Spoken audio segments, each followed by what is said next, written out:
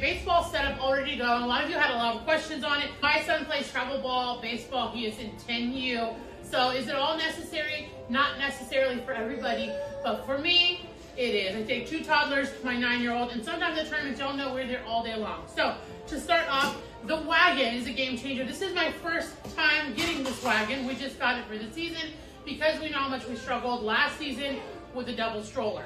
So this is the double-decker wagon. I love the wagon. Currently we have 4 chairs under the wagon. It fits them really well. You can see this part down here folds down so you can push them under there.